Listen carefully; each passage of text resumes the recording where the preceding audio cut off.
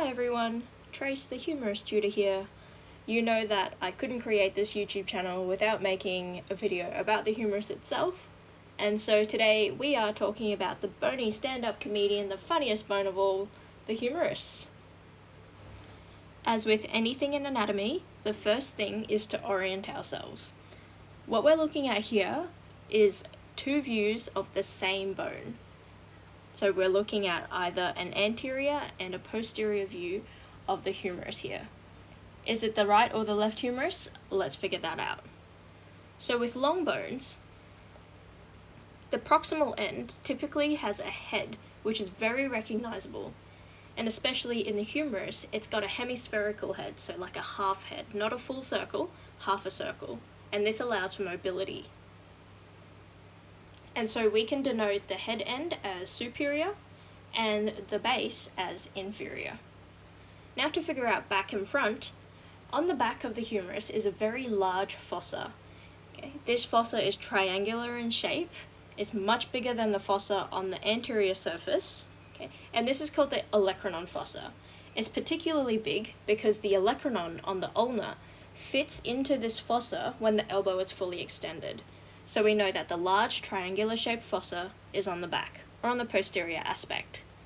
The other thing is, looking at the specialized condyles, we can see the capitulum. So around the red circle, we can see that that rounded condyle there is much more visible on the anterior aspect than it is on the posterior aspect.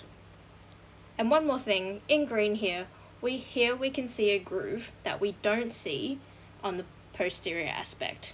So then we can denote that whilst this is the same bone, the view on the left is the anterior view and the view on the right is the posterior view. We also know that the head is going to point medially. Okay? So the two heads are going to articulate medially with the scapula on each side. So we now know superior versus inferior, we now know anterior versus posterior, and we can also separate medial and lateral. And so we've oriented ourselves successfully with this view of the humerus. And so if we work that out, this must be the right humerus. All right. Get it? Because it's the right humerus? Yeah, okay, it's fine if you just leave the video now. But moving on from that, we have confidently identified that this is in fact the right humerus. We have identified that both views are the right humerus, one being the anterior and the other being the posterior views. We also determined that up top being the superior or the proximal aspect due to the presence of the head, and therefore the other side, the base of the humerus, must be the distal or the inferior aspect. Beautiful. After we've marked that down, we can get on to some bone markings. So the first one, and probably the most easiest to identify, especially on the humerus, is the head of the humerus. We can see that it's hemispherical in shape, and that's because the glenohumeral joint, or the shoulder joint, is much more mobile than it is stable, and so the shape of the head contributes to this. Next up then we've got the neck. Now special to the humerus, there are actually two neck regions, depending on what you're talking about. The anatomical neck is where you'd expect it to be. So the anatomical neck is just underneath or just distal to the head. Okay? However, the neck is where fractures generally happen, but fractures don't generally happen at the anatomical neck. So you can compare the anatomical and the other one, the surgical neck, where the site of fractures is much more common. And so comparing the two necks, the anatomical and surgical, we can see that the anatomical neck is much thicker and much less likely to undergo a fracture than the much thinner surgical neck. And you can see that on both anterior and posterior aspects. So some other bone markings on the proximal end of the humerus, what we can see here on the light blue on both the anterior and posterior is this large rounded protuberance. Okay, this is called a tubercle. And because this is the larger of the two in comparison to the dark blue, the light blue that's on the lateral aspect, that's visible front and back, that will be the greater tubercle. And then the smaller one that's visible only on the anterior aspect, that will be called the lesser tubercle. and separating the two is a groove. It's quite a deep groove, and so there are a couple of names for this one, okay? In Latin, groove is the same as sulcus, okay? So one of the more well-known names for it is the bicipital groove, okay? Bicipital is derived from biceps, meaning two heads, because the long head of the biceps brachii muscle lies in this groove. Another common name for it is the intertubercular sulcus or the intertubercular groove.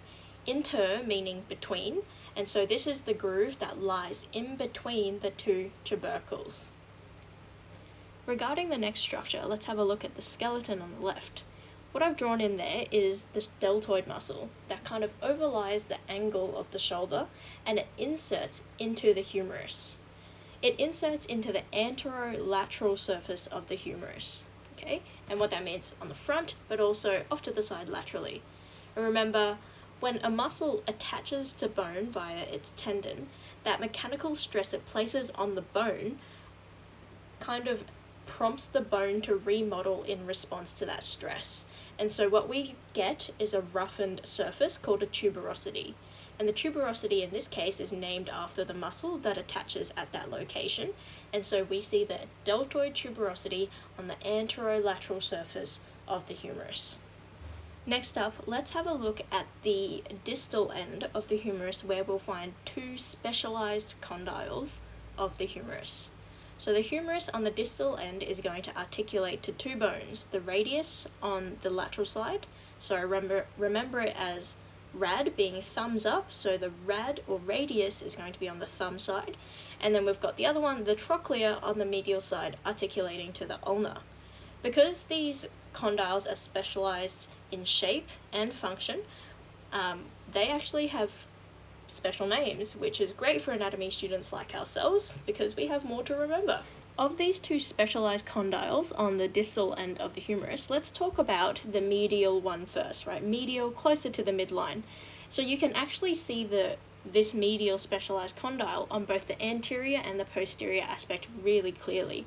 And I hope you can appreciate that the shape of it does resemble a pulley.